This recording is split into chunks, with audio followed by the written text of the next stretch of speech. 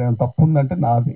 నేను నా సినిమా, నా నా బ్యానర్కి ఒక పేరు, నాకు ప్రొడక్షన్ వాల్యూస్ రావాలి. రేపు రవి పనస ఫిల్మ్ కార్పొరేషన్ అనేది రవికుమార్ పనస అనేటువంటి మంచి సినిమా తీసిండు మీడియా నుంచి వచ్చి, కానీ పిచ్చి సినిమా తీసిండు అనే మాట మాట్లాడద్దు. ఏ రివ్యూయర్ కూడా ఈ సినిమా చూసి బాగాలేదు అనే మాట నాకు రావద్దు. ఒక సంవత్సరంలో 100 సినిమాలు రిలీజ్ అయితే 5 సినిమాల్లో నా సినిమా రిలీజ్ నా సినిమా ఉండాలి, మంచి పేరు కావాలి. నేను కంటెంట్ బేస్డ్ ఉన్న సినిమాలే తీస్తాను. నేను ఏదో కామెడీ, యాక్షన్, ఫైట్స్ ఇలాంటి సినిమాలు చేయదలుచుకోలేదు. ఇక్కడ ఫెయిల్యూర్ ఏదంటే నాది, ఇక్కడ ఎవరు ఫెయిల్యూర్ లేదు. No, ఇక్కడ బడ్జెట్ ఫెయిల్యూర్ అన్నది I'm not targeting your budget or your నా కమింగ్ సక్సెస్ నేనేం క్వశ్చన్ చేయట్లేదు సార్. You will 100% succeed. ఎందుకంటే అలాంటి కొత్త యాక్టర్ల మీద మీరు అంత బడ్జెట్ పోసి చేశారంటే అంత సబ్జెక్ట్ డిమాండ్ చేస్తే చేసి ఉంటారు to excite the audience or to impress the auditoriums.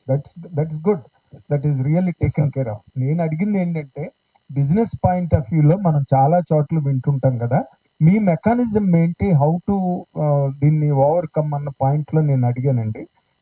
I wish very మీరు దమ్ము ఉన్నదని మీరు చెప్తున్నారు కదా, చేస్తాను. మీరే చెప్తున్నారు అంత దమ్ముగా మాట్లాడిన నిర్మాత. Very strong confident like telling I can do the business. Very good sir, all the very best. God thank you. Director